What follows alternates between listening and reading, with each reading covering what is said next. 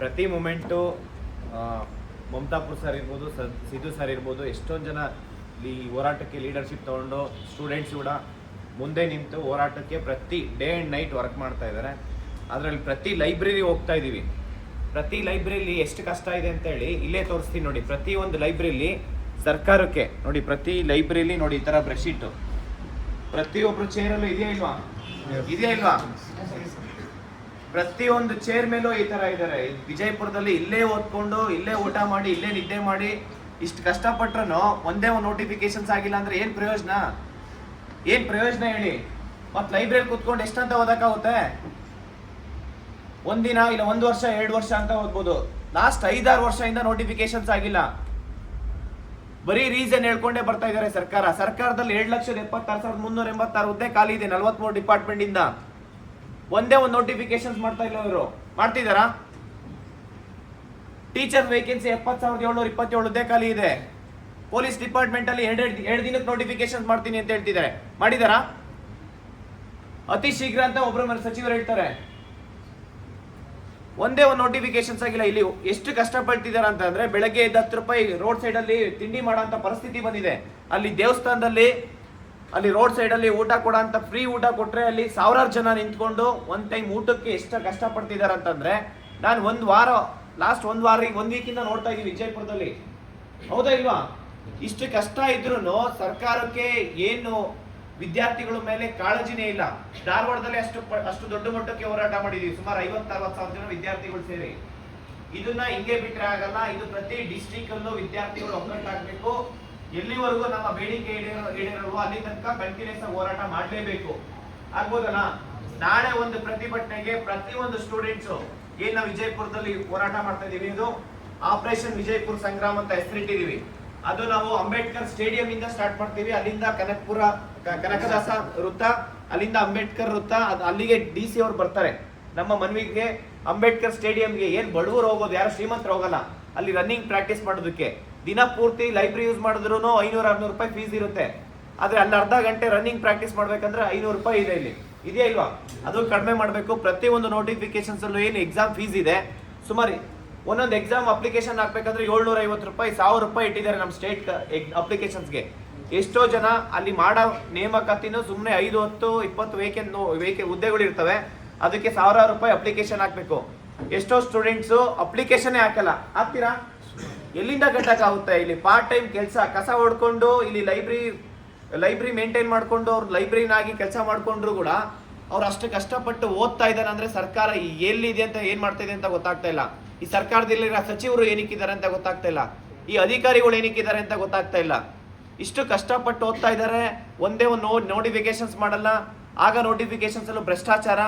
ಇದನ್ನೆಲ್ಲ ನಾವು ಹೋಗ್ಲಾಡಿಸ್ಬೇಕಂತಂದ್ರೆ, ನೇಮಕಾತಿ ಪ್ರಕ್ರಿಯೆ ಪ್ರಾರಂಭ ಮಾಡ್ಬೇಕಂತಂದ್ರೆ ನಾವೆಲ್ಲರೂ ಒಗ್ಗಟ್ಟಾಗಬೇಕು. ಪ್ರತಿ ಒಬ್ಬರು ಹೇಳ್ತೀನಿ ಕೇಳಿ, ಇರೋರೆಲ್ಲರೂ ವಿಜಯಪುರದಲ್ಲಿ ಎಷ್ಟು ಜನ ವಿದ್ಯಾರ್ಥಿಗಳಿದ್ದೀರಾ, ಎಲ್ಲ ವಿದ್ಯಾರ್ಥಿಗಳು ಈ ಒಂದು ಪ್ರತಿಭಟನೆ ಬರಬೇಕು. ಜಮಖಂಡಿಯಿಂದ ವಿದ್ಯಾರ್ಥಿಗಳು ಬರ್ತಿದ್ದಾರೆ. ಅಲ್ಲಿ 100 ಜನ ವಿದ್ಯಾರ್ಥಿಗಳು, ಅಲ್ಲಿಂದ ನಾನು ಒಂದು 2-3 ಬಸ್ ಮಾಡ್ಕೊಂಡ್ ಬರ್ತೀನಿ ಅಂತಿದ್ದಾರೆ ಜಮಖಂಡಿಯಿಂದ. ಮತ್ತೆ ಧಾರವಾಡದಿಂದ ಸ್ಟೂಡೆಂಟ್ಸ್ ಬರ್ತಾ ಇದ್ದಾರೆ, ಬೆಂಗಳೂರಿಂದ ಸ್ಟೂಡೆಂಟ್ಸ್ ಬರ್ತಾ ಇದ್ದಾರೆ ವಿಜಯಪುರಕ್ಕೆ. ವಿಜಯಪುರದಲ್ಲಿರೋ ಎಲ್ಲ ವಿದ್ಯಾರ್ಥಿಗಳು ನೀವು ಈ ಒಂದು ಹೋರಾಟಕ್ಕೆ ಭಾಗವಹಿಸಬೇಕಾಗುತ್ತೆ. ಯಾದಗಿರಿ, ಗುಲ್ಬರ್ಗ, ರಾಯಚೂರು, ಬೀದರ್ ಅಲ್ಲಿಂದ ಈ ಹೋರಾಟಕ್ಕೆ ಬರ್ತಾ ಇದ್ದಾರೆ ಅಂತಂದ್ರೆ ನೀವು ಲೈಬ್ರರಿ ಇರ್ಬೋದು, ಕೋಚಿಂಗ್ ಇನ್ಸ್ಟಿಟ್ಯೂಟ್ ಇರ್ಬೋದು, ಎಲ್ಲರೂ ಈ ಒಂದು ಹೋರಾಟಕ್ಕೆ ಭಾಗವಹಿಸಬೇಕಾಗುತ್ತೆ. ನಿಮ್ಮ ಸ್ನೇಹಿತರು ಯಾರ್ಯಾರಿದ್ದಾರೆ ಅಷ್ಟೋ ಜನಕ್ಕೆ ನೀವೇ ವಾಲಂಟರಿ ಆಗಿ ಫೋನ್ ಮಾಡಿ ಹೇಳ್ಬೇಕು, ಈ ಹೋರಾಟಕ್ಕೆ ಬದಲೇಬೇಕು ಅಂತ ಹೇಳಿ ಕರ್ಕೊಂಡ್ಬರ್ತೀರಲ್ಲ.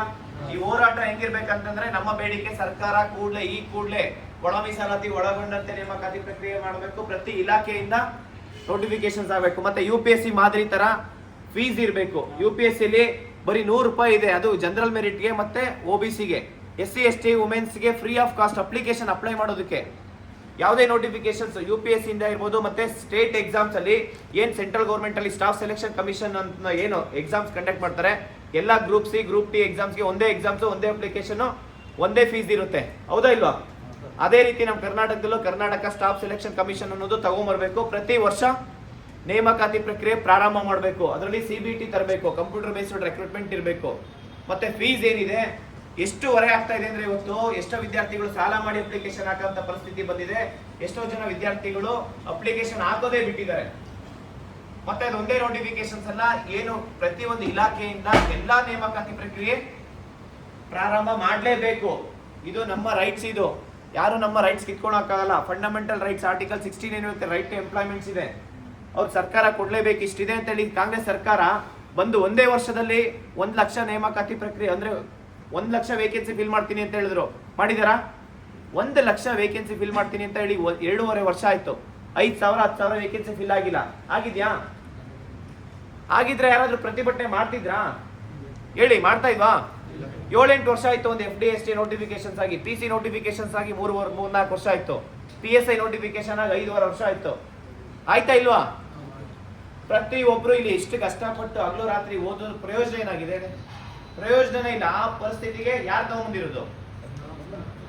ಸರ್ಕಾರ. ನಾವೆಲ್ಲ ಒಗ್ಗಟ್ಟಾಗಿ ನಾಳೆ ಒಂದು ಪ್ರತಿಭಟನೆ ಮಾಡ್ಬೇಕಾಗುತ್ತೆ. ಈ ಪ್ರತಿಭಟನೆಗೆ ಪ್ರತಿಯೊಂದು ಸ್ಟೂಡೆಂಟ್ಸ್ ಆಸ್ಪಿರೆಂಟ್ಸ್ ಏನಿದ್ರೆ ನಿಮ್ ಜೊತೆ ನಿಮ್ಮ ಸ್ನೇಹಿತರನ್ನ, ಮತ್ತೆ ಈ ಒಂದು ಪ್ರತಿಭಟನೆ ಬಂದಾಗ ಸ್ವಲ್ಪ ತುಂಬಾ ಡಿಸಿಪ್ಲಿನ್ ಇರಬೇಕಾಗುತ್ತೆ. ಯಾಕೆಂದ್ರೆ ಡಿಸಿಪ್ಲಿನ್ ಯಾವ ರೀತಿ ಅಂತಂದ್ರೆ, ಸರ್ಕಾರದಿಂದ ಒಂದು PC ಬರಲಿ, ಇನ್ಸ್ಪೆಕ್ಟ್ರು, ಸಬ್ ಇನ್ಸ್ಪೆಕ್ಟ್ರು ಯಾರೇ ಆಗಲಿ, SP ಸರ್, DC ಅವ್ರು ಬಂದರೂ ಕೂಡ ಒಂದು ಗೌರವ, ಒಂದು ರೆಸ್ಪೆಕ್ಟ್ ಕೊಡಬೇಕಾಗುತ್ತೆ. ಅದ್ರ ಜೊತೆಲಿ ನಿಮ್ಮ ಹುಡುಗರಿಗೆ ಎಸ್ಪೆಷಲಿ ಹೇಳೋದಾದ್ರೆ, ನಿಮ್ಮ ಅಕ್ಕ ತಂಗಿದಿರು, ನಿಮ್ಮ ಸ್ನೇಹಿತರು ಏನು ಹೆಣ್ಮಕ್ಳು ಬರ್ತಾರೆ, ಅವರಿಗೆ ಸೇಫ್ಟಿ ತುಂಬಾ ಇಂಪಾರ್ಟೆಂಟ್ ಆಗುತ್ತೆ. ಯಾಕೆಂದ್ರೆ ಅವರಿಗೆ ಸಪ್ರೇಟ್, ನಾವು ಧಾರವಾಡದಲ್ಲಿ ಹೋರಾಟ ಮಾಡಿದಾಗೂ ಸಪ್ರೇಟ್ ಲೈನ್ ಮಾಡಿದ್ವಿ. ಅದೇ ಮಾದರಿಯಲ್ಲಿ ನಾವು ವಿಜಯಪುರದಲ್ಲೂ ಸಪ್ರೇಟ್ ಲೈನ್ ಇರುತ್ತೆ ಹೆಣ್ಮಕ್ಳಿಗೆ. ಯಾಕೆ ಹೆಣ್ಮಕ್ಳು ಈ ಒಂದು ಹೋರಾಟಕ್ಕೆ ಭಾಗವಹಿಸಲೇಬೇಕು ಅಂತಂದ್ರೆ, ಅವ್ರ ಮನೇಲಿ ತುಂಬಾ ವರ್ಷ ಬಿಡಲ್ಲ ಓದೋದಕ್ಕೆ. ಮ್ಯಾಕ್ಸಿಮಮ್ 2-3 ವರ್ಷ ಅಷ್ಟೇ. ಹೌದಾ ಇಲ್ವಾ? 2-3 ವರ್ಷ ಅಷ್ಟೇ ಹೆಣ್ಮಕ್ಳಿಗೆ ಬಿಡೋದು. ಅದಾದ್ಮೇಲೆ ಸೋಷಿಯಲ್ ಪ್ರೆಷರ್ ಇರುತ್ತೆ, ಮನೆ ಫ್ಯಾಮಿಲಿ ಪ್ರೆಷರ್ ಇರುತ್ತೆ.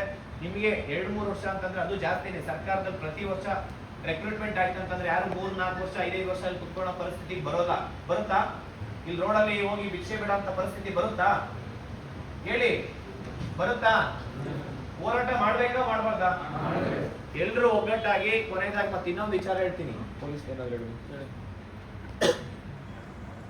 ಲಾಸ್ಟ್ ಟೈಮ್ ಹೋರಾಟ ಮಾಡ್ಬೇಕಾದ್ರೆ ಪೊಲೀಸ್ ಬಂದ್ರೆ, ನೀವು ಬಂದ್ರೆ ಹೋರಾಟಕ್ಕೆ FIR ಹಾಕ್ತೀನಿ, ಅದು ಇದು ಹಾಕ್ತೀನಿ ಅಂತ ಹೇಳಿ ಭಯ ಇಳಿಸ್ತಾರೆ ಅಂತಂದ್ರೆ, ಈ ಸತಿ ಆ ತರ ಏನಾದ್ರು ಬಂತಂದ್ರೆ ನನಗೆ ಒಂದು ಫೋನ್ ಮಾಡಿ, ನಾನ್ ಬರ್ತೀನಿ, ಇಲ್ಲೇ ಬರ್ತೀನಿ. ಮತ್ತೆ ಅವ್ರು ಈ ಸತಿ ಬರೋದು ಇಲ್ಲ. ಯಾಕೆಂದ್ರೆ ಪೊಲೀಸ್ ಪರ್ಮಿಷನ್ ತಗೊಂಡು ಎಲ್ಲ SP ಇಂದ ಹಿಡಿದು ಅಲ್ಲಿ ಇನ್ಸ್ಪೆಕ್ಟರ್ ತನಕ ಎಲ್ಲರೂ ನಮಗೆ ಸಪೋರ್ಟ್ ಮಾಡಿದ್ದಾರೆ. ಓಕೆನಾ? ಅವ್ರೇನಾದ್ರು ಬಂದ್ರು ಅಂದ್ರೆ ಇನ್ ಕೇಸ್ ನನಗೆ ಫೋನ್ ಮಾಡಿ, ನಾನು ಬರ್ತೀನಿ. ಅವನೇನಾದ್ರು ಬಂದು ಜಾಸ್ತಿ ಮಾತಾಡ್ದ ಅಂತಂದ್ರೆ ಅವನಿಗೆ ಫಂಡಮೆಂಟಲ್ ರೈಟ್ಸ್ ಅಂತ ಹೇಳಿ ಅವನಿಗೆ ಆರ್ಟಿಕಲ್ 14, 16, 19 ಅವನಿಗೆ ಎಕ್ಸ್ಪ್ಲೈನ್ ಮಾಡಕ್ಕೆ ಹೇಳಿ ಏನಿದೆ ಅಂತ ಹೇಳಿ. ಸಂವಿಧಾನ ಬುಕ್ ಇದೆಯಲ್ಲ, ಕಾನ್ಸ್ಟಿಟ್ಯೂಷನ್ ಬುಕ್ ಕೊಡಿ ಅವನಿಗೆ. ಅವನಿಗೆ ದುಡ್ಡು ಕೊಟ್ಟು ಬಂದಿರ್ಬೇಕು. ಅವನು ಯಾವುದೇ ಕಾರಣಕ್ಕೂ ಅವನು ಪ್ರಾಮಾಣಿಕವಾಗಿ ಓದ್ಕೊಂಡು ಕೆಲಸ ತಗೊಂಡಿರಲ್ಲ. ಆ ತರ ತಗೊಂಡಿದ್ದ ಅಂದ್ರೆ ಅವ್ನ ಕೆಲಸದ ಮೇಲೆ ಗಮನ ಇರ್ತಿತ್ತು. ಇಲ್ಲಿ ಬಂದು ಲೈಬ್ರರಿಗೆ ನೀವು ಹೋರಾಟಕ್ಕೆ ಬರಬೇಡಿ ಅಂತ ಹೇಳಂಗಿಲ್ಲ.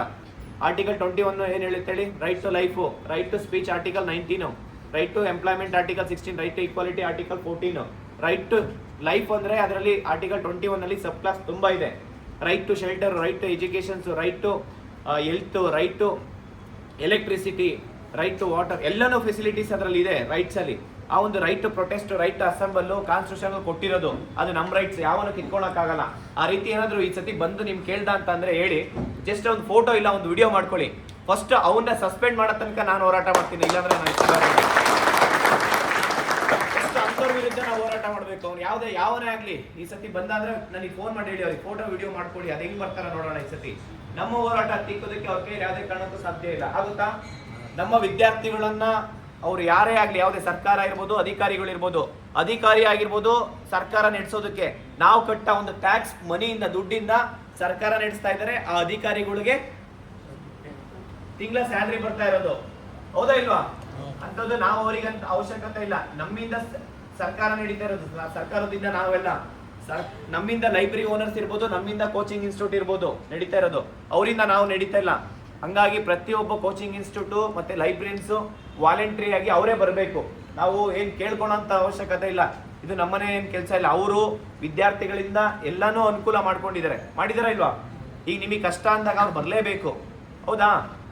ಹಂಗಾಗಿ ನೀವೇ ವಾಲಂಟ್ರಿ ಆಗಿ ನಿಮ್ಮ ಸ್ನೇಹಿತರನ್ನ ಕರ್ಕೊಂಡು ಈ ಹೋರಾಟ ಯಶಸ್ವಿ ಆಗಬೇಕು. ಹೋರಾಟ ಯಶಸ್ವಿ ಆಗೋದು ಬಿಡೋದೆಲ್ಲ ನಿಮ್ಮ ಕೈಯಲ್ಲಿದೆ. ಆಗ್ಬೋದಾ? ಮತ್ತೆ ಫರ್ದರ್ ಅಪ್ಡೇಟ್ಸ್ಗೆ ನಿಮಗೆ ಅಕ್ಸಾ ಅಫಿಷಿಯಲ್ ಟೆಲಿಗ್ರಾಮ್ ಚಾನಲ್ ಮುಂಚೆ